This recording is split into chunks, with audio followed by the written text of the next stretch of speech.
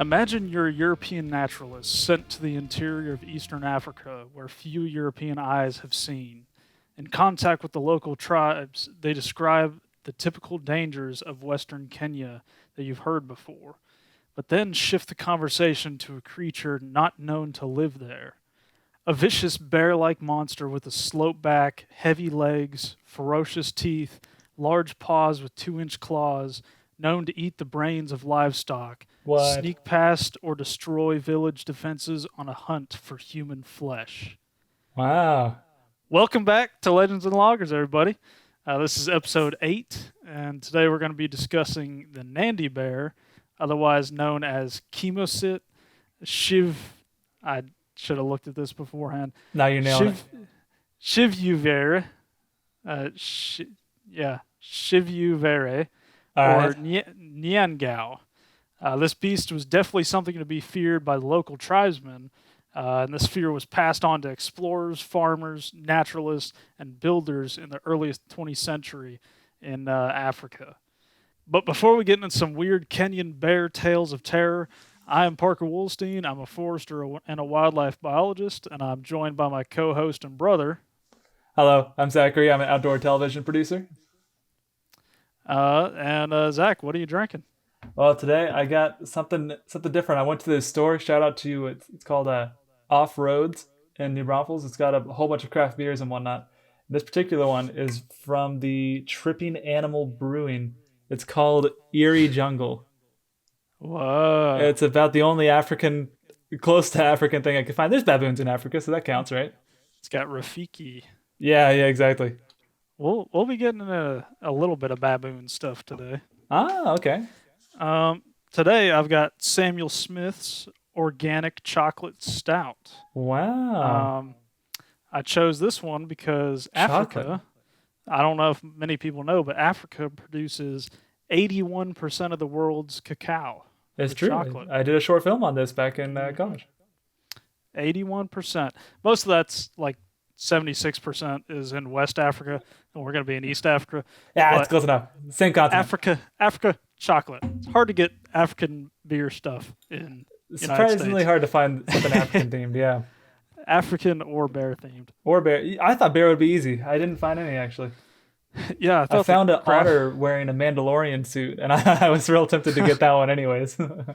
Yeah, I feel like you'd think that craft beer bros would be really into bears, right? Grizzlies and stuff. Yeah. But whatever. So if you're a Anyway. craft brewer, make more bear beer. Yeah, get out there, get it done. Yeah. All right, crack them. Also, today I got a cup because I couldn't get this one cleaned off. There's some crap on top of it. Shout out to Modine's Roadhouse. Sorry, I'm still pouring. Huh. Oh yeah, really chocolatey. In a good way? Yeah, Really? it's I'd like love to try that. I'm really intrigued about that. it's stout, kind of like a Guinness, but it's got a kind of a different thing there. Like I could definitely see the organic Yeah. chocolate. That's an interesting color. Yeah, right? Very citrusy, first of all. I like it a lot. I don't know what type of beer this is. Doesn't say much about it. It just says, oh, here we go. Triple Indian Pale Ale hops with Revolution Blend and hopped with Revolution Blend and Riwaka hops. Don't know what that means. I made this joke to my wife because she was reading the back of it, and I was gonna be like, "Huh, it tastes like it was brewed with water from the original brewery that sunk in 1758. It tastes like gently roasted organic chocolate malt. I'm getting Real hints of organic gently cacao. It's delicious and smooth with a creamy character, with inviting deep flavors and a delightful finish." Wow, that's Because pretty I'm fancy. such a beer connoisseur. You know what I you're know all talking those about, fan- brother. Yeah. This one says this is a collaboration with our amigos from Hop Revolution Company, and that's all I've got on that. Nice. But it's Doesn't it good say though. what- It's surprisingly Doesn't it say fruity. what type it is? Triple Indian Pale Ale. Wow, this is like what we were talking about. They're like, dude, bro, like hazy double IPAs don't cut it anymore. Triple pale ale. Yeah. Whatever. If there's one thing craft beer people love, it's a freaking IPA. Oh yeah. All right. So the Nandi Bear is a cryptid that comes from East Africa, mainly from western Kenya, and a little bit in eastern Uganda. This area of Kenya is within the Kenyan Rift Valley, or the Great Rift Valley, which is interspersed with mountains, volcanoes, hills, savanna, and large lakes. Living within western Kenya are many of the typical animals one thinks of whenever they think of Africa, such as elephants, buffalo, cheetah, leopards, zebras, rhinos, gazelles, a plethora of other ungulates, which is hoofed creatures, but most importantly, baboons, lions, and hyenas. Oh, is the Nandi Bear some type of baboon thing? Is it a There, chimera? I guess we'll find out. there's two versions. We'll get into that. Okay. So Kenyans around 1900 had a whole host of dangerous creatures that they had to live with, and often in conflict. In the case of the man-eating lions of Savo, 135 people were killed in only 9 months, which doesn't even account for lion attacks across the country. Hyenas were and still are a danger for many Kenyan citizens. There's multiple attacks every year. I couldn't get an exact number, but I was seeing from like years past, just like multiple ones where people are attacking and killing people. Well, okay. So there's 4 extant species of hyena, which means still in existence. I've learned so much about biology today. Wow. Oh, there's a lot of bio stuff in here. I Nice. went a little wildlife crazy. Yeah, I got real sciencey with the last one. We're keeping it going. Yeah. So the 4 species that are still around are striped, spotted, brown, and the aardwolf. The aardwolf is a cute little fox-looking insectivore thing. So we're not going to focus on him.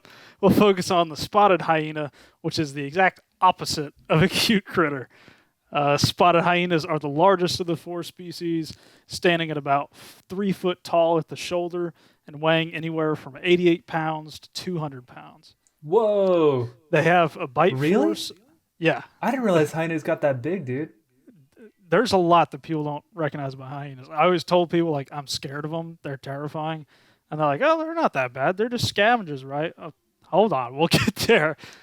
So the spotted hyena has a bite force of 1,100 psi, which is 100 more psi than a lion or a tiger. Wow. Yeah, they're Dude. within, I think tigers are one of the scariest animals on the planet. And that's insane, dude. as far as bite force goes, they're like bite force for mammals. They're like, I think, top 5. There's like Wow. The hyena, grizzlies really? There's I never grizzlies would've are guessed that, more, polar bears are more, hippopotamuses are more, and there might be 1 or 2 other ones. But I think as far as size and weight, they have the strongest.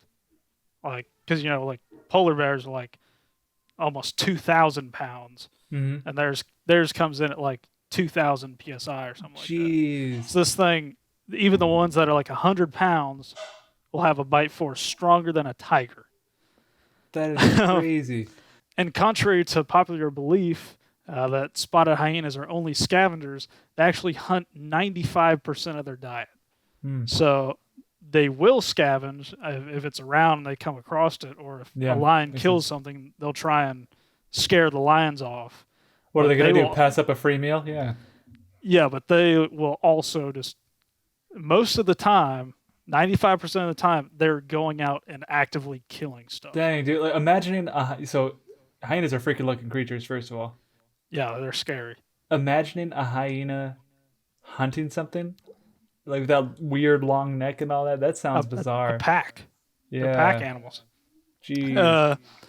So, combining their size, ferocity, deadliness, speed, and pack mentality, spotted hyenas were heavily feared by local tribes such as the Nandi, who the Nandi Bear is named after. Oh my God. And bears, pun intended, a striking resemblance to the Nandi Bear. Nice. Like I started describing in the opening, the Nandi Bear is a large, powerful carnivore with a sloping back, huge teeth, jaws, and claws. Sounds like a hyena, am I right? But unlike a hyena, it also has a bear-like gait and the ability to stand on its back legs. And the local tribes or those who have encountered the Nandi Bear seem to think it's something much more sinister. Now, one thing But I want to quickly call out here is that there. I don't know if you already said this. We can cut it out if you have. There are no bears in Africa, right? there's no bears in Africa. So the idea of like somebody describing something similar to a bear, that's freaking wild because there's nothing like that in Africa. Yeah, there's historically there were bears. Well, there Oh, was a bear within recorded history called the Atlas bear, but that was extinct by the time of these encounters and was far, far away from Eastern Africa over in Kenya. We'll get wow. into that, into some of the theories. So, most encounters can be split into either hyena like or baboon like, Ugh. which you'll see in the encounters, and we'll revisit the whole hyena thing later, because right now I want to get into some of these stories. Yeah, I don't like the idea of a baboon bear cross thing. That sounds horrifying. Yeah, the baboon ones don't really look like bears. They definitely just look like A bigger giant baboon. baboons. Oh, okay. Yeah, Well, baboons are. I'm sorry, baboons are ugly creatures. They're some freaky looking things. they So, are. I think you ever see their I teeth, dude? Like if they're like, like baring their teeth, that's horrifying. oh yeah, where their lips flip back. Yeah, yeah, Ugh, it's crazy. yeah, I don't like it. So this encounter was the earliest one that I could find, and supposedly happened in 1905, but was published in 1912. Comes from a guy named Jeffrey Williams, which some sources say he was a farmer in the Nandi Hills, but other sources say that he was a part of a scientific exploration of that area. Maybe both. Might have been all exploration. Decided to stay there and become a farmer, Okay. because basically the Europeans it was free land for the taking after the British came in. And Williams says, I was warned twice by the people not to sleep with my tent door open for fear of the Shivu bear, which they described as a nocturnal beast something like a hyena, only infinitely larger and very savage. I heard of a skin in Cabras and tried very hard to obtain it, but could not do so. The Nandi say they once killed one years ago, owing to its having climbed up on the roof of a hut and broken through. It killed the people inside the hut, but others burnt the place down with the animal inside. They say the reason it is Wow. never killed is because it's entirely nocturnal. It is very rare and only attacks solitary people who never return to tell the tale. And then Williams, after hearing all this from the tribe there, he saw the creature and described his encounter in this way. I was traveling with a cousin on the Wasing Yishu just Ooh. after the Nandi expedition. And of course, long before there was any settlement up there, we had been camped near the Matai and were marching towards the Sirgoit rock when we saw the beast. I saw a large animal sitting up on its haunches no more than 30 yards away. Haunches. Its attitude was just that of a bear at the zoo, the London Zoo he was talking about, Ah, asking for buns. And I should say it must have been nearly 5 feet high. It dropped forward and shambled away towards the Sirgoit with what my cousin describes as a sort of sideways canter. I snatched my rifle and took a snapshot as it was disappearing among the rocks, and though I missed it, it stopped and turned its head round to look at us. In size, it was, as I should say, larger than the bear that lives in the pit at the zoo, and it was quite as heavily built. The forequarters were very thickly furred, as were all forelegs, but the hindquarters were comparatively speaking smooth or bare. what? The head was long and pointed, and exactly like that of a bear. I have not a very clear recollection of the ears beyond the fact that they were small, and the tail, if any, was very small and practically unnoticeable. The color was dark. Wow. I So like this guy, how the first encounter of the day took a shot at it. oh yeah, Oh I'm yeah. telling you, every episode of mine has got to have Chad Kings in it. Yeah. Just people taking shots, doing something about it. That's also interesting that this guy like, well, he said it had bear, not not the animal bear, but like essentially like naked legs, like there wasn't hair on it for the hind legs. Yeah. That's bizarre sounding. Well, if you look at a hyena, it kind of checks out. Hmm. Like their front will be like more heavily furred than their back legs are Oh, I see. for Okay. whatever reason. But yeah, kind of interesting. He's hearing all this stuff. It's breaking into people's roofs. They supposedly killed it, but well, it broke into that one hut and they just burned the whole place down. That they were so scared of it, they didn't even try and spear it to death or nothing. They just lit the whole place on fire. And Yeah, right. they're like, sorry, we don't have it. We just, They're like, what if someone survived? It's not worth it. yeah, they're just like, we just torched the whole hut. Whatever, we'll build a new one. It's made out Yeah. of grass. It's made of grass and mud. It'll be fine. Yeah. We got grass. We got mud. Then in 1912, Major Tolson saw a long-haired black beast on the Usin Gishu. See, that's the same word. That tried to raid the camp kitchen. Oh. The major said it walked in a shuffle and had a shoulder height of 20 inches. He recounted the experience to C.W. Hobley, who is an anthropologist who gathered a ton of Nandi Bear stories. Tolson said, "It was getting dark when one of my boys came into my room and said that a leopard was close to the kitchen. I rushed out at once and saw a strange beast making off. It appeared to have long hair behind and was rather low in front. I should say it stood about 18 to 20 inches at the shoulder. It appeared to be black with a gait similar to that of a bear, a kind of shuffling walk. Unfortunately, it was nearly dark at the time, and I did not get a fair view of the head." And then he says, "Several Dutchmen had asked me a few days before what the strange animal on the plateau was. They said it was like a bear, but they had only seen it at dusk, and it turned on their dogs and chased them off. They described it as a thick-set beast, and it was making a particular moaning cry." Well, I'm curious to hear what that sound was like. We don't know. But yeah, that sounds Some pretty similar to that first one. The only thing is like this one seems like the hair was shorter further up as opposed to further back, you know? Yeah, it's kind of an opposite kind of deal. Yeah. Hmm. But the size and whatnot, that sounds pretty similar. Yeah, that one was getting into all their stuff. Yeah. Trying to raid the camp kitchen. I Which, mean, if there's one thing bears love doing, true. That is absolute fact. yeah. And then we have two sightings that come from 1913. The first of which is from N.E.F. Corbett, the district commissioner of Eldoret in British East Africa. Corbett says, "I was having lunch by a wooded stream, the Segoy River, just below Tolson's farm. To my surprise, I walked right into the beast. It was evidently drinking and was just below me, only a yard or so away. It shambled across the stream and into the bush. I could not get a very good view, but I'm certain that it was a beast I had never seen before. Thick reddish-brown hair with a slight streak of white down the hindquarters, rather long from hock to foot, rather Huh. bigger than a hyena, with largish ears. I did not see the head properly. It did not seem to be a very heavily built animal." Huh. Which is weird because everybody else is saying that Yeah, it's the other really ones thick have and been heavily heavily built. built. Yeah. Yeah, kind of weird that these ones aren't lining up super well. And also, this one has like a streak of. Oh, so it's a reddish brown with a streak of white, whereas the other ones seem to be more black in color. Hmm. Huh.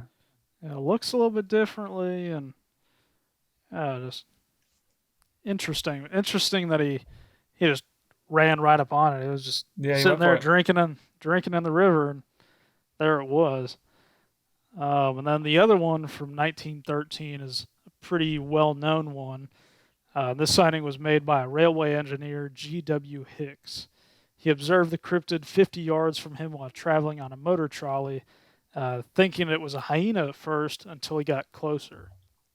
He recounted his story as such. "It was almost on the line when I first saw it, and at that time it had already seen me and was making off at a right angle to the line.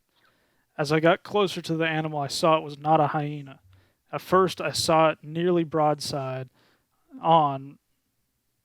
What a weird way to talk. Broadside on. "Then it looked about as high as a lion. In color, it was tawny, about like a black-mailed sick lion, with very shaggy long hair. It was short and thick-set in the body with high withers, had a very short neck and a stumpy nose. It did not turn to look at... Right, yeah, what the heck? How does he know what the nose looks like? It did not turn to look at me, but loped off, running with its forelegs and both hind legs rising at the same time. As I got alongside it, it was about 40 or 50 yards away. I noticed it was very broad across the rump, had very short ears, and had no tail that I could see. As its hind legs came out of the grass, I noticed the legs were very shaggy right down to the feet, and those feet seemed large. Hicks realized that this could be the Nandi Bear that people had been talking about and thought about going and pursuing the creature, but there were other engineers that were waiting on him, so he decided to come back to the spot. He came back to the spot on his return travel to inspect the beast's tracks, but they had been washed away by heavy rain at that point. Then soon after that, Mr. Archibald, a native assistant to another railway engineer, saw a very similar creature that stood on its hind legs, stared at him, and refused to run away. Weird. Yeah. So there's two creatures there. Yeah, might have been the same. No, because it was right around the same area along that railway. and now this one falls back in line with those first two, where it's got the darker color and all that. Yeah, this one's This definitely giant. more consistent. Yeah, this native assistant saw it and was looking at it, and that thing just full posted up. And was like, It's like, what's up, dude? What? Yeah, what you looking at? You railway engineers coming around here looking at us Nandi Bears? What's up, dude? Yeah, get out of here. Go back to Britain. Yeah. Loser, eat your tea and drink your crumpets. Yeah. Nerd. That's a cool bear. I guess he wouldn't say that to Mr. Archibald because he was from Kenya. So, but he would definitely say that to Hicks. That first guy, yeah. F. Hicks. Yeah, that guy needs to go back to Britain. Yeah. All right. So then there was a series of sightings that are undated but occurred somewhere between 1913 and 1918. I like the movie 1917, which also occurred in between those 2 years. What's that movie about? World War One. Yeah. I don't think I've seen it. That's I might have, but just didn't know what it's called. Okay. So, Hobley, that guy that started taking down notes on a bunch of these Nandi Bear stories, he heard that a Nandi Bear had been shot by a Boer, which is a descendant of Dutch settlers in South Africa. He left the carcass and was unable to find it afterwards. Like the Boer, a Ugandan farmer named K.R. Williams set out poisoned bait for hyenas on his property, which, by accident, killed a young Nandi Bear. Whoa. Yeah. Williams said it was much larger than a spotted hyena, though it had the same dirty yellow fur. Its head was just like a bear's. He went back to his camp to get his skinning knife in order to skin the Nandi Bear as proof, but while he was gone, actual hyenas took the carcass of the Nandi Bear. Oh, wow. That's pretty unfortunate. He's like, all right, I'm going to set out this poison bait for the hyenas. They're messing with my livestock. Accidentally kills a Nandi Bear. Is like, whoa, that's the thing people are talking about. Goes to get his knife, sees hyenas dragging off his Nandi Bear. He's like, no, no one's going to believe me. Yeah. So now the people thinking like, oh, of course you dragged it off. I quickly want to throw out like one of the shows that we do like that I worked on is like a hunting show for kids with cancer, and one of the veterans as well. One of the veterans, like he got his bear, right? He shot a bear, and they were waiting because he had 2 tags. He was waiting for another bear to come in. Another much larger bear came in, was just out of range, took his bear and dragged it off into the woods, and it was just gone. So that is absolutely something that could happen. Yeah, and hunters will say, where I work, they'll come up to the check station and they'll be like, you're like, oh, did you get anything? And they're like, I got something. I just don't have it to check here at the check station. And they're like, what's going on? And they're like, well, I shot it. And before I could get down from my stand, the black bear came out, grabbed it, and just walked off in the woods. Yep. Freaking So black I bear, mean, dude. if there's hyenas and leopards and lions and all that, I could definitely believe that he's like, all right, I'm gonna go to camp, get my knife. Yeah, I could definitely get dragged off at Yeah. that point. Yeah, the bears at where I work they're trained. I mean, once they start hearing shots in the area, they just start wandering towards it. Sweet Oh, free cool. meal. All right. Yeah. Excellent.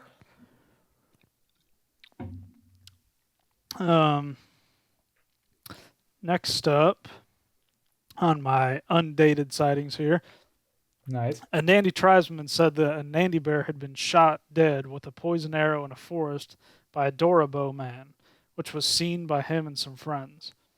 The Nandi Bear tribesman described the deceased beast as being shaped like a hyena with longer legs, heavier forequarters, size like a Great Dane, a forehead like a man, aka What? short-haired, Okay. ears smaller than a hyena and round, a nose long like a dog, but not heavy, teeth longer and bigger than a lion, hair long, black, and soft, a mane all the way down its back, also with a shaggy beard, a tail like a donkey, feet not very big, and claws like a dog, but the size of an aardvark.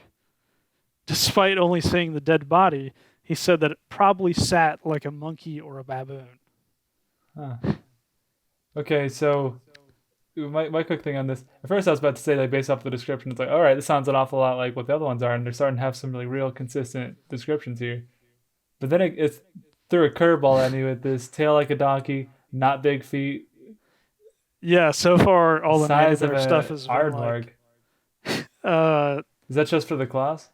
yeah, the claws Oh, are the size of an aardvark's claws. Larger and bigger than a lion, but the size of an aardvark. Either they have some giant aardvarks in that area. But yeah, that makes more sense. The claws. Okay. I'm going to start using that as a normal, everyday measurement of length. It's like, Like, two and a half aardvarks. Oh, I was going to say aardvark claws. Ah. What's the distance to the next piece we need to put on? About 3 aardvark claws. Huh? How long's that? It's Fuzz's random unit of measurement. It's like 1 3/4 inches. Like, are we talking with or without the paw? Makes a difference. Yeah. Lastly, a settler in Transnizoia had a terrifying encounter in which a Nandi bear broke into his house and attacked him. This is Hobley collecting this once again. The creature broke down the door to get at him, and he said, about 8 feet high and gray like a polar bear.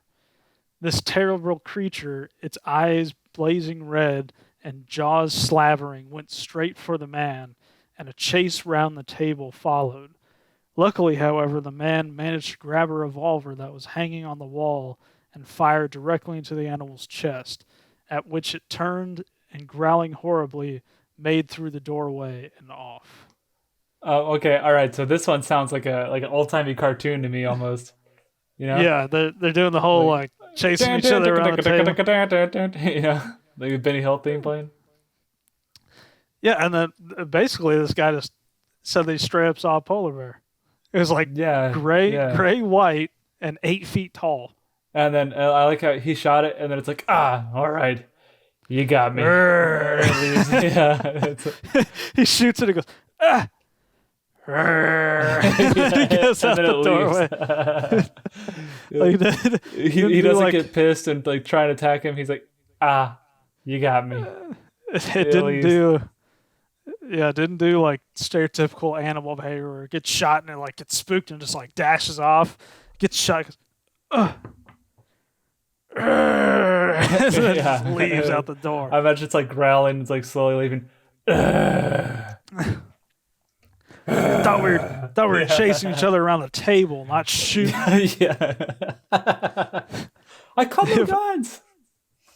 Yeah. If I knew that we were shooting, I would have brought my gun, not my claws. He comes back in with like a freaking holster, and A nice 6-iron on his hip. 8 foot tall.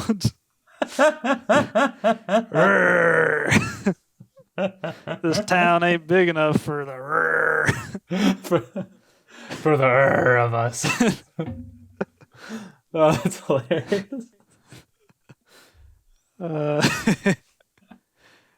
Cowboy polar bear That's so stupid. In Africa. in the middle of Western Kenya. That's what I was just laughing about, thinking about all this that's going on in Africa. Like an Arctic animal with like a North American like get up and whatnot.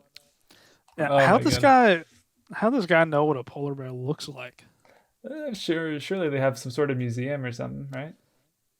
Yeah, I mean it was in the early 1900s, and he was a Yeah, sailor surely they know there. about polar bears by that point.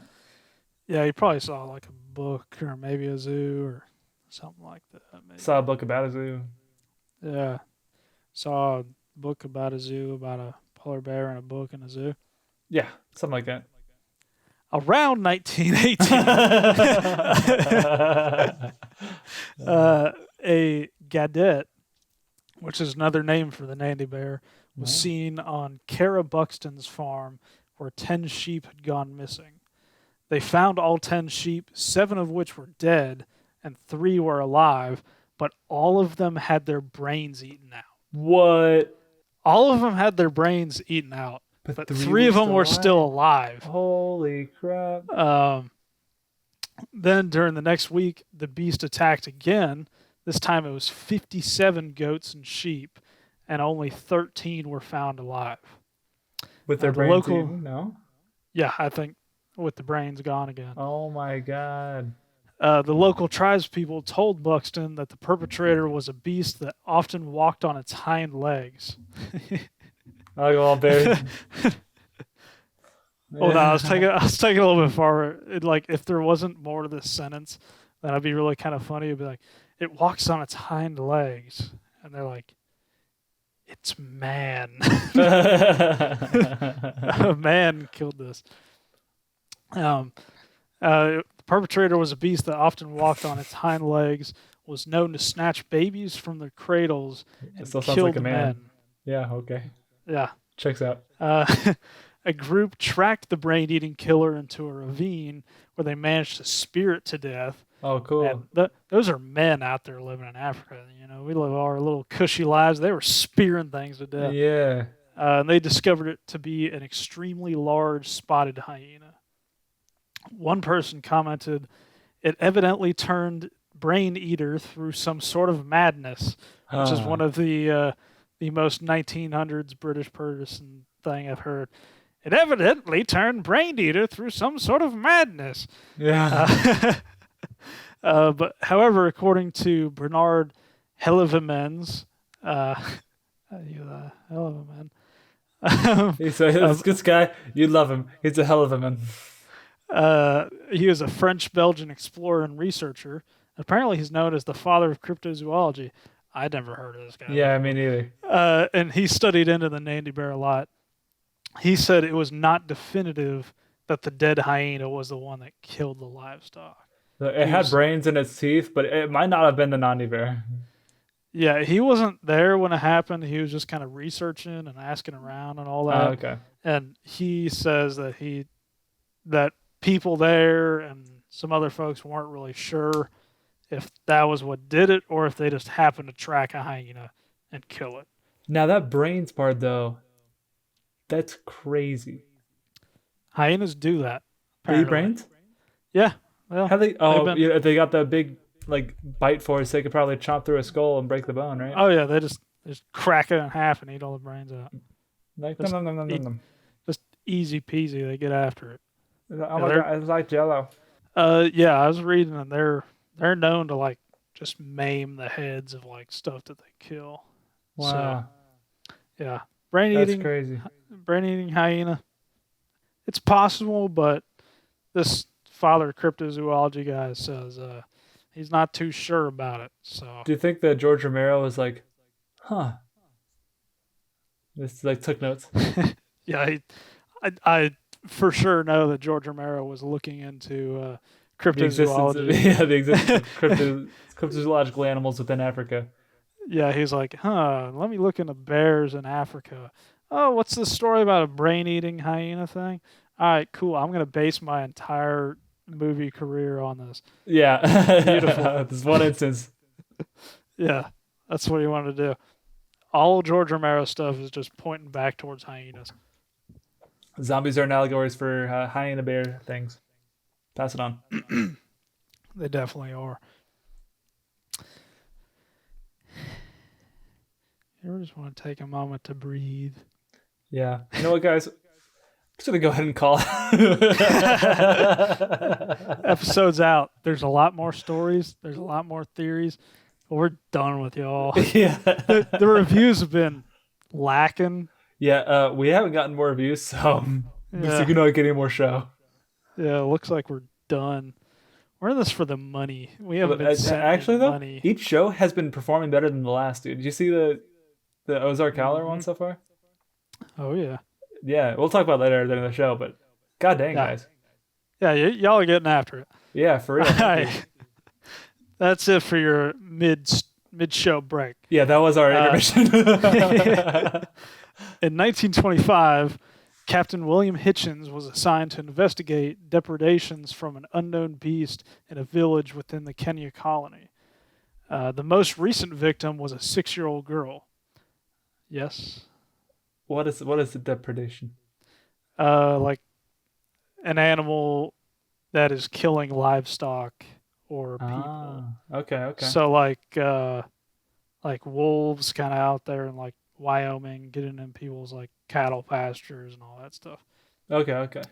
Same thing, but they were like, we don't know what the heck is killing people. Which is scarier. Yeah, and well, it's not only killing livestock; it's killing humans too. Because the most recent victim was a 6-year-old girl. Yeah. And she was taken by the beast after it forced its way through an 8-foot zareba. In case you didn't know, a zareba is a thick, tall blockade made from extremely thorny branches of plants like acacia that are commonly found in Africa. It's a pretty serious defense for a village or livestock. Like they weave those things tight, and those thorns on the acacia are huge. Like they'll do some damage if you try and get through them. But this thing forced its way in through one that was 8 foot tall. I'm not sure how thick it was, but like most of the time they're decently thick because I mean the villagers are scared of lions and leopards and all that, so they build pretty good zarebas, you know. And this thing just went right through. While Hitchens was there, his tent was attacked by a creature that let out a hair-raising roar and took his dog. Oh no. He said, the whole tent rocked. The pole to which Mumbwai, his dog, was tied flew out and let down the ridgepole, enveloping me in flapping canvas. At the same moment, the most awful howl I've ever heard split the night. The sheer demonic horror of it froze me still. I heard my pie dog yelp just once. There was a crashing of branches in the bush, and then thud, thud, thud of some huge beast making off. But that howl! I have heard half a dozen lions roaring in a stampede, chorused not 20 yards away. I have heard the maddened cow elephant trumpeting. I have heard a trapped leopard make the silent night miles, rocking. What?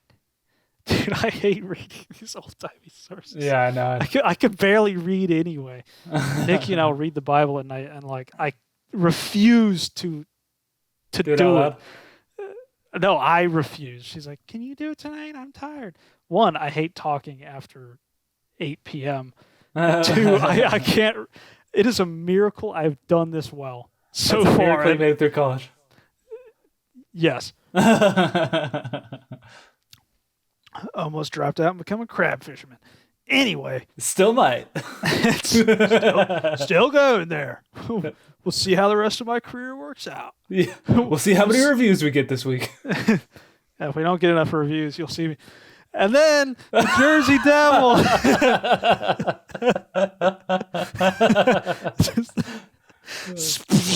Yeah. Hey, get over here and raise the crab pot. Hey, Zach, I'm going to need a minute here. Tell the next fortune. Yeah. So anyways, today we're talking about the Kraken. A little freaked out though. Don't like talking about the sea monsters.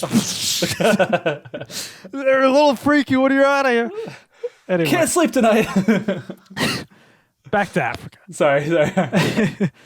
I've heard a trapped leopard make the silent night miles, a rocking agony with screaming, snarling roars. But never have I heard, nor do I wish to hear again, such a howl as of that chemoset. A trail of red spots on the sand showed where my pie dog had gone. Why does he call him a pie dog, dude? Also, I don't know if it's pea or pie. What does it mean? I have no clue. Is that should I be calling our dogs that? Google pea dog, pie dog. Pea dog. It's spelled like Oh, pie, like it's the a number. breed. Oh, It's a Indian pariah dog, also known as a pie dog. It's cute. That's all I need to know. oh, sweet. Well, Well, how it's about that? dead. It's dead. Sorry. No. Where my pie dog had gone. Besides that trail were huge footprints 4 times as big as a man's, showing the imprint of 3 huge clawed toes, with trefoil marks like a lion's pad where the sole of the Wow. foot pressed down. But no lion ever boasted such a paw as that of the monster which had made that terrifying spoor. Hitchens then went on a Spoor. week-long expedition in the forest, following the tracks the creature made, but he never saw the beast or his dog again. No, not the pie dog. Yeah, pie dog's gone. Beast is gone off with the pie dog. R.I.P. pie dog. Yeah, rest in peace. Rest in peace, Mambwandi. God damn. Almost looks like Moko Lumembe. Yeah. While we're in 1925, a tribe called the Kikiru said that a huge hyena the size of a male lion was killed at Tuso after being speared over 10 times. Wow. Just for a little context on what else was happening in 1925. So there's some people they're like, oh, this is a Nandi Bear. Some people are like, oh, this is just a really big hyena, and we killed it. Which for a hyena to be the size of a male lion, that's pretty big. And Yeah, and also in 1925, the movie The Lost World was released. So sweet. yeah, And Land of the Lost. oh, wow. Daniel McBride. Oh, I don't know about I don't know about that one. But Isn't Will Ferrell in that too? well, Will Ferrell's the main guy in that one. I don't know why. Whenever I think of that movie, I think of Danny McBride first. Will Ferrell's in like every scene. Okay, yeah. Sorry. All right. All right. So in either 1957 or 1958, Douglas Hutton shot 2 animals in the Nandi Hills on the Kimomi Tea Estate.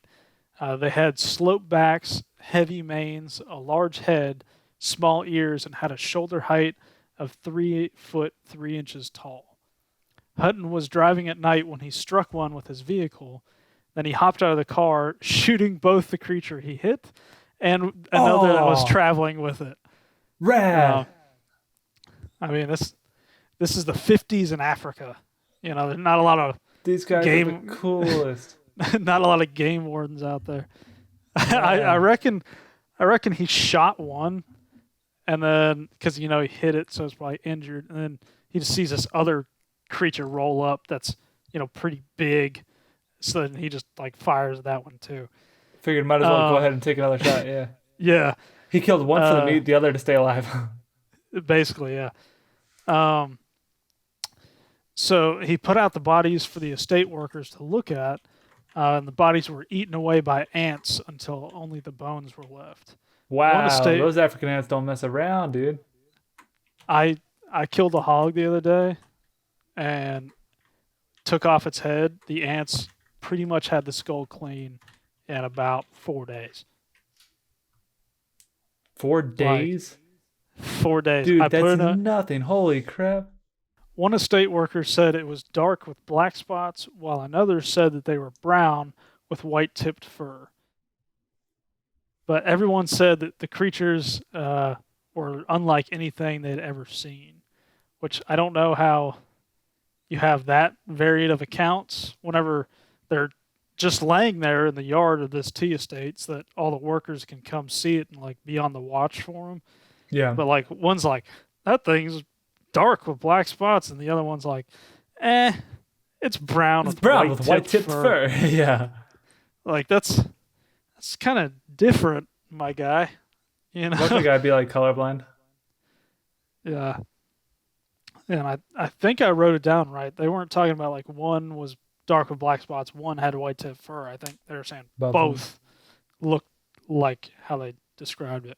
Well, that's bizarre. So the bones were sent to Nairobi, and they were identified there at a university as giant forest hyenas. Well, see, I like that term because to me that sounds like real. There's giant sloths, so why wouldn't there be giant hyenas or something? Yeah, it makes sense. We'll kind of get into that in a minute here. Okay. That might be a total thing, and I mean, yeah, that would make sense for there to be like maybe a subspecies that kind of lives a little bit differently or like in a different place than other spotted hyenas and just got like bigger or did something like that. But it's basically still a spotted hyena. Yeah, yeah. And I tell this story because many years later, in 1981, more happened at the Kimomi tea estate. Another large creature was seen, and all the witnesses claimed that, without a doubt, the creature was not a hyena, boar, or baboon. And I believe this quote comes from Hobley, who's doing all the collections. Okay. At one group of the huts, the women folk said that a strange animal had been around their huts, but they were unable to describe it.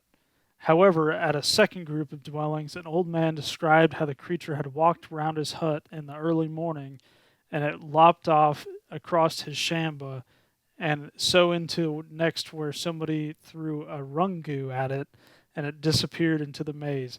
I don't know what half of those words mean. His description was quite vivid and tallied with that of the old man who had seen the bodies at the tea factory. Oh, okay. So I looked up Rungu real quick, and the first thing that came up is that it's a double wheel electronic bike, and I love that idea. It throws a hole. It threw a bicycle at it has like two front wheels, and it's a giant e-bike. That's hilarious. It turns out in Africa, though, a rumbu is a wooden throwing club or a baton bearing a special symbolism and significance in certain East African tribal cultures. That's pretty cool. Yeah, that makes a lot more like sense that. too. I had a similar thing happen to me whenever I knew what a zareba was.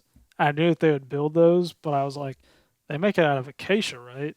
So I was like making sure that I was getting what a zareba was right, so I didn't just like make this wild assertion like I know knowledge, and then people are like, that's not what a zareba is. It's actually blah blah blah. And there's an electric fence brand called Zareba. And I was like, I typed in Zareba Africa, and then it's just like all this electric fence stuff, and I was like, no. Apparently it's an electric fence. Yeah. Speaking of which, hey, we're not getting enough comments saying that we're doing things wrong. So if you guys want to leave a comment, tell us what we're doing wrong. Yeah, check us. Yeah. We're fine with that. Jeez. I mean, yeah, I'll cry, but it's fine. Yeah, I'd cry pretty hard. Yeah. So his description was quite vivid and tallied with that of the old man who had seen the bodies at the tea factory. He simply said that the creature was a nyangao, a wild animal, but it was not a fisi, aka a hyena, and it was most indignant when we suggested it could have been a baboon or pig. So he was pretty mad whenever they're like, hey, it could have been a baboon or a pig. And he's like, no, dude. A freaking baboon! Yeah, you kidding me? He knew the latter well, as they destroy his crops. He had never seen a nyangao, which in Swahili means dirty dog or bloody brute. I want to go with dirty dog for my interpretation. Yeah, me too. He had never seen a dirty dog before. Only clean. Only the cleanest of dogs. Only the cleanest of dogs out there in East Africa. Yeah. He was asked what would be the reaction of the dogs. He replied that they would certainly not go near the creatures. Where did it live in the forest and what did it feed on? He said, oh, stray cattle, sheep, and goats. His imagination was running away with him, but he stuck to his story of the creature walking around his hut. When the creature was first reported, Ken Archer was shown a footprint which he photographed. This has been obliterated by the rain at the time of my visit, so we have to await the photograph. I couldn't find this photograph anywhere. Oh, dang. Okay. This thing did not exist on any internet archive. So if you have it, 20th page at Wohlstein.media, it's in the description. Feel free to send it to us, and we will gladly feature it in a future episode. Yeah, 20th page of Google could not find Ken Archer's footprint of a Nyangao, sadly. That's a pretty cool little story, though. Also, I like, hey, what does it kill? It's like, oh, yeah. It kills stray cattle, sheep, goats. Yeah, it starts talking about it casually, though. Yeah. Yeah, if it's a Nyangao, what does it eat? And he's like, stray cattle, sheep, goats. Yeah. Whatever's around, really. Yeah. People, babies, 6-year-old girls, whatever. So our final story before we get into some theories behind the Nandi Bear, we have a pretty quick encounter that happened sometimes in the 1960s. Ooh, okay. Angus MacDonald, an engineer in Kipkipbus, was awakened in the middle of the night by the sound of a terrible beast crawling in the window of his hut. Window? Crawled in the window. Wow. It chased him around for over 5 minutes, but he managed to survive and recounted that the 5 monstrosity... minutes, dude? Yeah. That's a lot of being chased. I don't know how this guy did it. I mean, supposedly it happened. But anyway, we'll talk about that in a minute. He managed to survive after 5 minutes and recounted that the monstrosity was 7 foot tall, had an ape-like face, ran extremely well both bipedally and quadrupedally. They found rounded tracks I around imagine his it's like hut. sprinting at him like the T2 in Terminator. Yeah.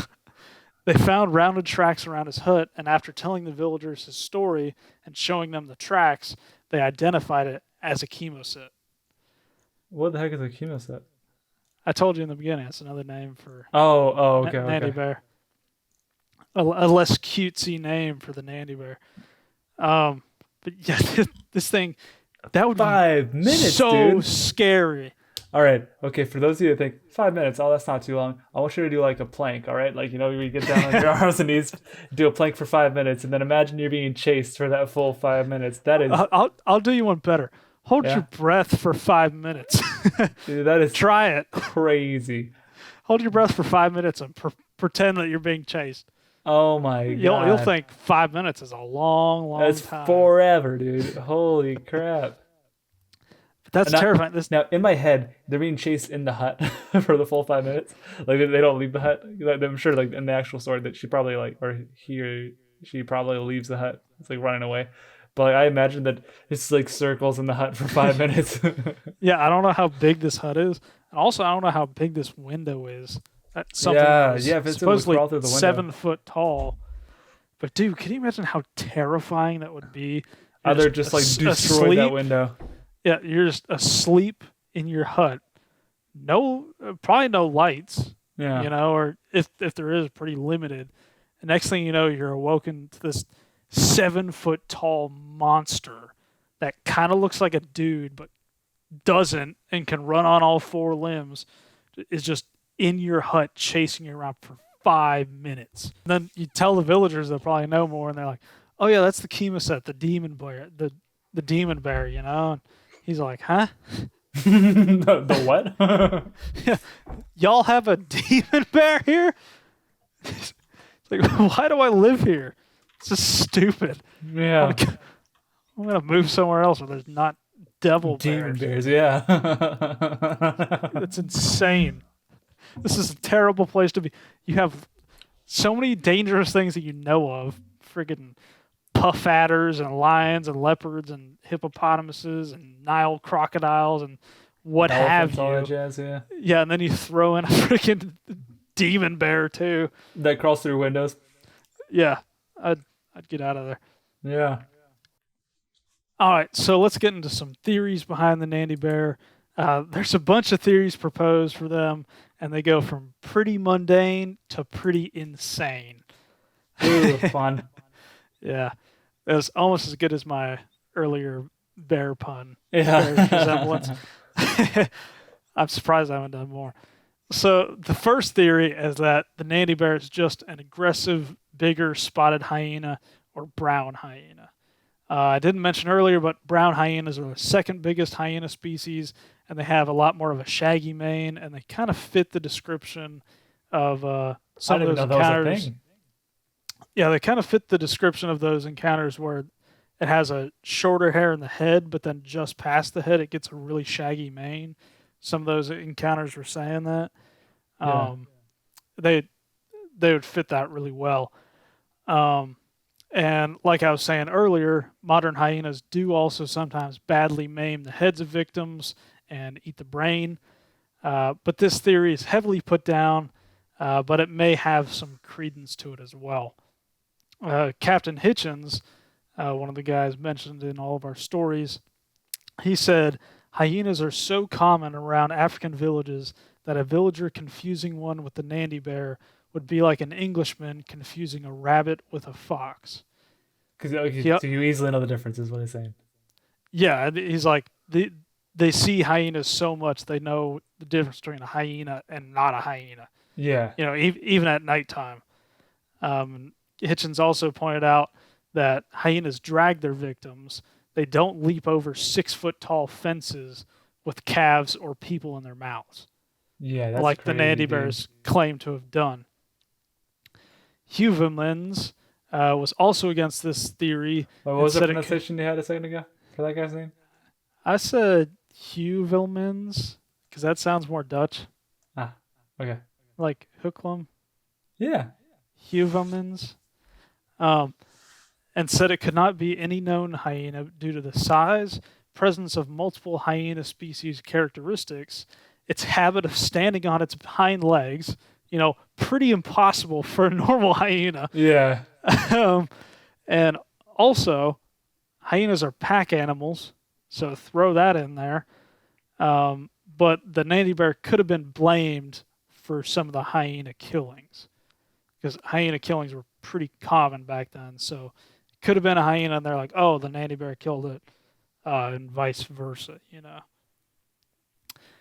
The next theory is that the Nandi Bear is some giant baboon, such as the extinct Dinopithecus or Theropithecus brumpti, which is a type of gelada the size of a it's actually gelato. Gorilla. No, it's gelato. It's an Italian form of ice cream. No, it's often made with milk and eggs. Okay. It's an ape the size of a female gorilla. There's still gelatos around, but not this specific. Well, yeah, you can get gelato at like most grocery stores. That's in Italy, not Africa. My bad. So this is proposed because of its sometimes baboon-like descriptions of the Nandi Bear. The Mao, Nandi, and Wapokomo people also refer. It's actually Pokemon. Okay, I'll stop. Auditions for a new host are coming up. One that doesn't interrupt and say the dumbest jokes I've ever heard in my entire life. I will let you say that you're my brother. I would love to have if somebody that was like a different race or just didn't look like me at all. Like, it was like came on like, I'm Zac Wohlstein, and like everybody's looking, they're like, "These two are brothers." That's not the guy from the first 8 episodes. And I'd make them be like, "I am Parker's biological brother," and they're like, "Are you sure?" This guy does not look like him. Okay, I'll stop. So, the Mao, Nandi, and Wapokomo people also referred to the Chemiset, Carrot, and Caudelio all of which are under the Nandi Bear name. They also use that name for enormous baboons. Mm. Um, Carl Schulker, who looked into the Nandi Bear, doubts this theory because baboons are not particularly stealthy or secretive animals. So he believes that if there was like a chimpanzee or a gorilla-sized baboon, we would have already discovered it, and it wouldn't be such a secretive creature. Especially if it's a giant, Yeah, that's pretty Now, big. I recognize that last episode I said there's like so much unexplored areas within West or I guess Central Africa, like in the Congo area. But Eastern Africa, I feel like there's a lot more, you know, large cities and towns there. Especially nowadays. Yeah, Yeah. I mean Nairobi and Mombasa are like huge, Yeah. Yeah. they're giant. So the third theory is that the Nandi bear is an actual bear. There was a bear that inhabited Kenya called Agrotherium africanum, but that was in the early Pleistocene, about 2.5 Oh, million years ago. wow. So I don't know about that. um, Another bear was found in Africa up until the 18th, actually no, the 19th century, because it was in the 1800s, Mm. called the Atlas bear. And that was a subspecies of brown bear. But that bear was only found in North Africa, like over in like Morocco and some of those Oh, countries. so real north. Yeah, with no evidence of it being further south.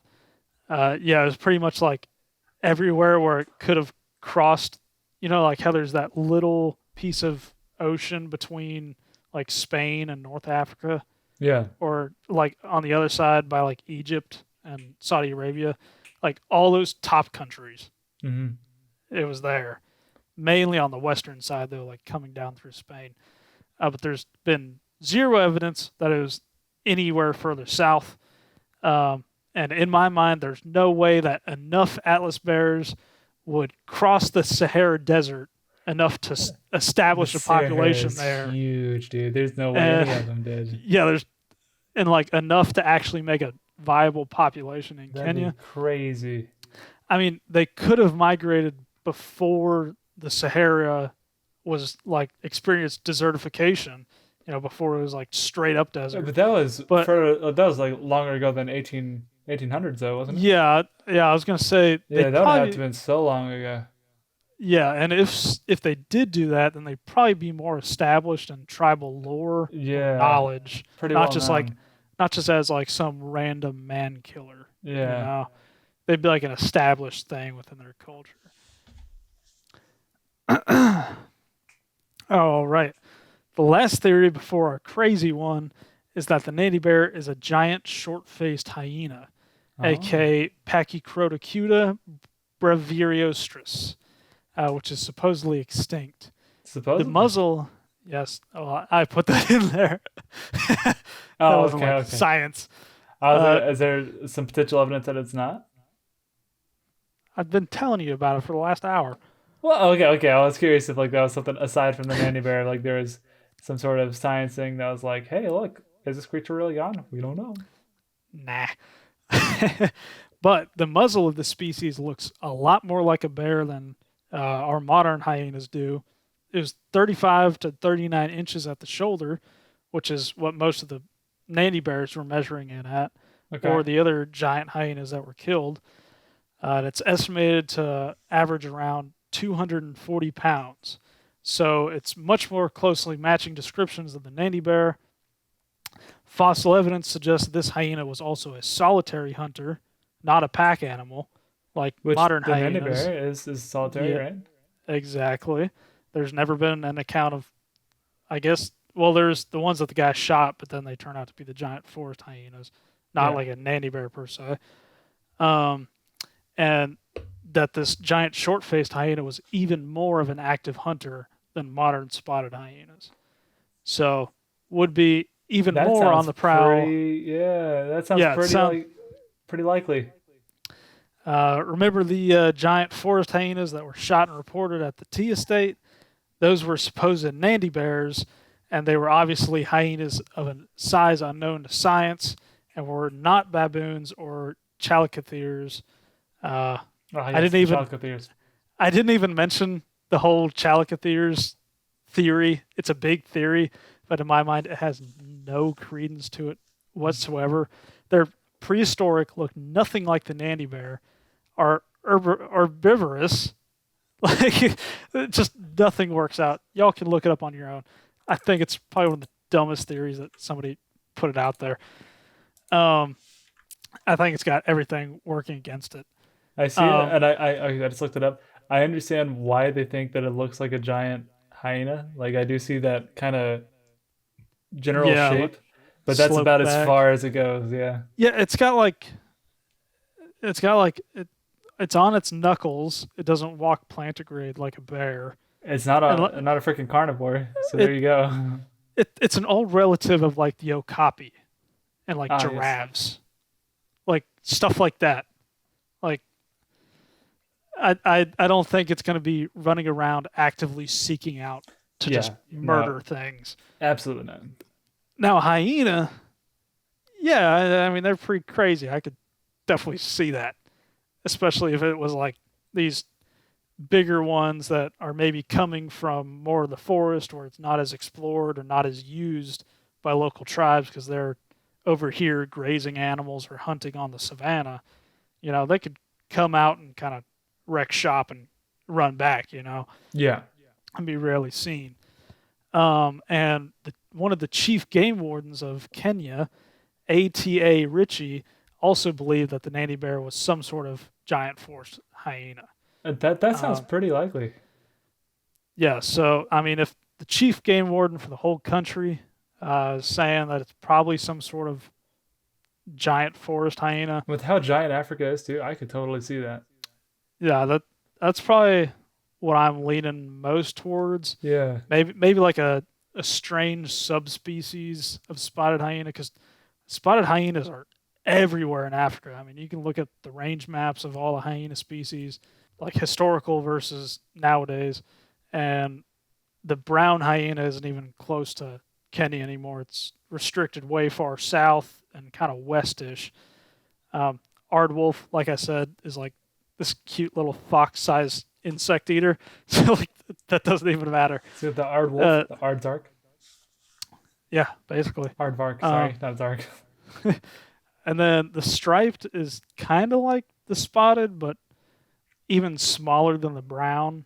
Like not as small as like the aardwolf, but not as huge and massive as the spotted is. Yeah. Um, but I could definitely see where their range is so big, it could potentially be that in that one area there's at least a population because I mean populations can have different characteristics and not necessarily be a subspecies. So there could be a population of spotted hyenas that are more aggressive, more active hunters, or have gone solitary, or something like that. Yeah. Some of the encounters don't really lend to that, but you know, between all these encounters, there could be changes with like, oh, they only saw it at nighttime, or did this, or did that. Um, and this final theory is crazy. Oh boy. Okay. You're gonna love this, Zach. You better look me in the eyes. So the final theory is that Nandi bears are witch doctors. Oh, cool. So this guy Patrick Bowen suggested to Frank Lane that the Nandi bear was a scapegoat for native witch doctors that are carrying What? out massacres upon their own people. What? That's pretty cool. Hugh Velman said that witch doctors are highly skilled at imitating animal calls and tracks in order to steal livestock or take revenge on their enemies. Wow. It sounds wild, but Yeah. it's believed to have happened already in Nigeria and the What? Congo, where a secret society of witch doctors called the Aniota committed heinous murders using clawed weapons that look like animal claws What? That's real? and faking animal tracks in order to disguise their murders. And Hugh Levins suggested that there might be a similar situation here. Dude, that's gnarly. Yeah, which we might need to deep dive on that sometime because that's Yeah, that's just cool. crazy. Wow. I mean, like terrible because the dead people went up, but like that's like Yeah, crazy though. I, I Wow. I looked into it a little bit, and people were like unsure about it these days. I feel like it's some of the pushback against it because like there's some like documented really bad stuff that this like leopard society was doing, but some people are pushing back. I think it's kind of just like modern culture being like, oh, you guys are just putting them down. And I saw some articles where they're like, oh, it was just Europeans saying that like the ways of the native people were bad. I'm like, well, you've got dead people that are connected to this secret society. So, and the secret society is a proven thing. Yeah, So like, doesn't seem great. yeah, but yeah, most people suppose that it was thought to have happened where they were using weapons that faked animal claws and then making fake animal tracks in order to disguise murders. That's what people And think like, the Nandi Bear was, or like in this particular case here.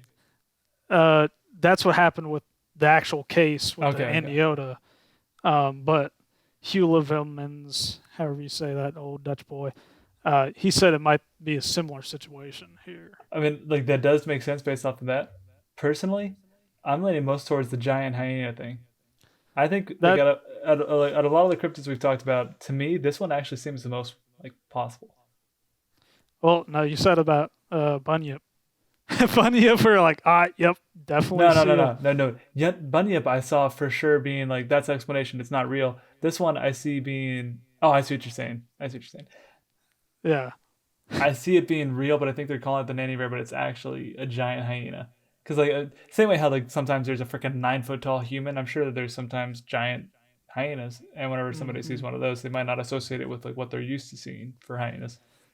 I mean, yeah, and if it helps them in that environment, then those genes are going to get passed down within Yeah, that or population Africa's of so large, hyenas. I could totally see there being some sort of like not full on prehistoric one that's like extinct entirely, but just like a separate gene pool that has been larger in size than the rest of them.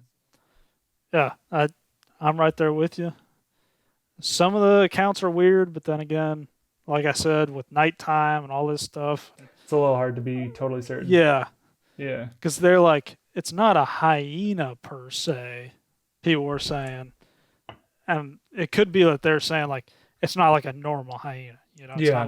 it's not like this tall, like traveling a pack. It's like this tall by itself, like just crashing through stuff and grabbing people. Yeah.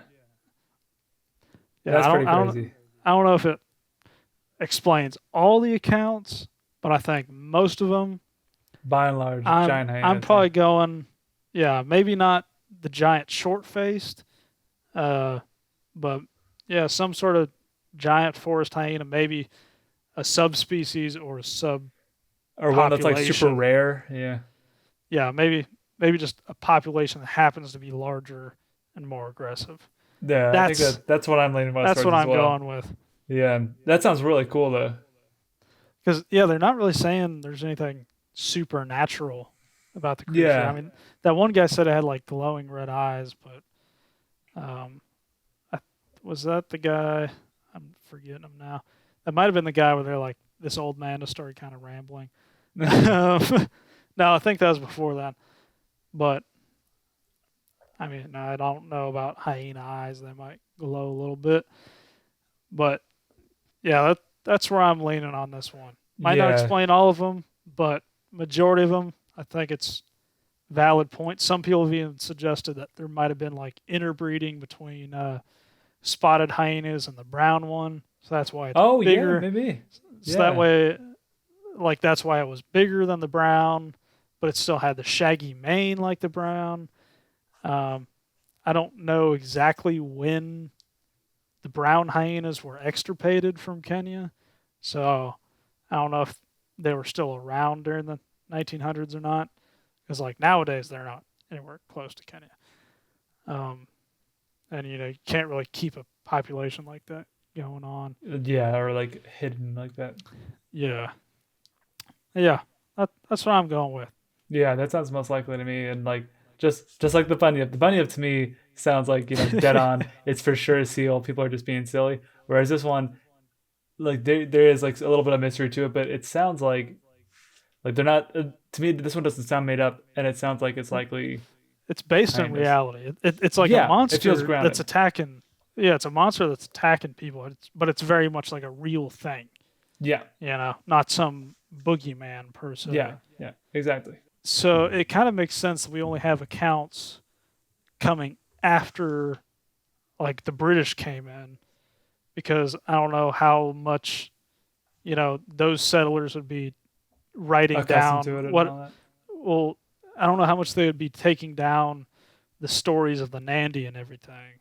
Yeah. But like once people came in and they had English, which was like a pretty big language at the time.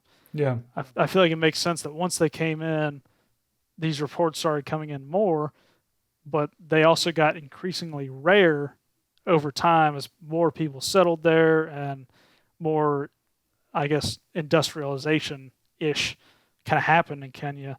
So it could have been that there was giant forest hyenas or giant short-faced hyena, Yeah. and there was like just a small population. They would come in, wreck shop a little bit, but over time they've just been encroached upon, and now they're wiped out. And that's why the last one we have is from like 1960. Wow. Would make sense to me. Yeah. Anyway, case closed. We've done it again. God dang, dude. Yeah, we're excellent. Killing this. All my episodes have a nice, neat bow. Yeah. Yeah. No, just kidding. There's still a lot of mystery in this one. There's some weird stuff that I don't know. Anyway, It's still a really cool story, have? though. I never heard of this one before. I think that was really cool. Yeah, I like it. Yeah. Old Nandi. So what do we have for next week? So next week we're sticking to something that's a little bit more grounded. This one's actually, I don't even think actually counts as a cryptid per se, but it's the living thylacine theory. So the thylacine, or otherwise known as the Tasmanian tiger, is an Australian marsupial known as going extinct. What was it? The early 30s was like the last one. But it's this crazy looking creature. It looks like it's almost like tiger-esque in that it's orange and it has stripes, but then it has like the body and face of like a wolf-like creature with a giant mouth that opens up to almost 180 degrees. It's a really cool creature. I'm slightly obsessed with it. And, it's very cool. And I just wanted to talk about the possibility. Nephilim. Yeah, exactly. Yeah. It's your Nephilim and reptiles. Yeah. But yeah, really cool creature, and it's something I'm excited to talk about. This one's not really going to be a cryptid / like lore based one. This one's more of like is this creature still around? Because there's a lot of reports that it may still be around, and we're just going to talk more about that creature, its extinction, and its potential either still being alive or coming back from extinction. So either way, it's going to be something really cool.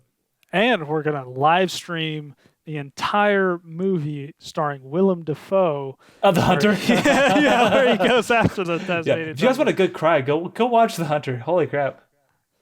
Yeah, that's a depressing freaking movie, dude. That movie surprised me. Yeah, it's good, though. I highly recommend it. I thought it was going to be something cool where he just goes out and kill it, and you're like, yeah, no, it's heavy. Anyway. The Howling 3, I think it was. One of the Howling movies is about the thylacine, and it's kind of weird, actually, but yeah. Huh. Anyways. Weird. All right, do you have any unhinged comments to get into? I don't think so today. Wow, this one's going to end normally. Sweet. Yeah. Excellent. Unless I polish off this beer and I start yelling at y'all to leave reviews and share it with your friends. Oh, yeah. I did want to mention that. We touched on it a little bit earlier, but first of all, we're now 8 weeks into this. That's crazy. 2 months of Legends and Loggers, and that's every episode. Yeah. No. No. Sorry. I don't know why I blindly agreed there, but that's 2 months though. That's a good bit of time, and yeah, so far it's doing better. Like, I know we say this every week, but it's doing better than we thought it was going to do, and each episode is doing better than the last too. So seriously, thank you guys so much for watching, for listening, and. Yeah, and if you want to help us out, like, please share it with a friend, or tell someone about it. Leave a review. I don't know if that actually helps or not. Every podcast I listen to says that helps, so probably helps. We've sent out drawings. We have sent out a couple of drawings now. Yeah, so if you send a review for 5 stars, we will send you a drawing. A drawing. Yeah. Of something. Yeah. You don't get to choose what it is. You'll get something random, all right? Yeah. And leave comments. Let Let us know what you think about the episodes. Yeah, for real. We'd love to hear from you guys. Comment stuff you want to see on here. What Yes, you shout think out your ML theories Godzilla. are. We got your recommendation, and we will be putting that on our list. We're going to try and do an episode here in the next batch. So yeah, thank you for sharing. Yeah. Comment. Talk to us. Yeah. Anyway, that's all for us for this week. Yes, sir. So stay wild. And live life legendary.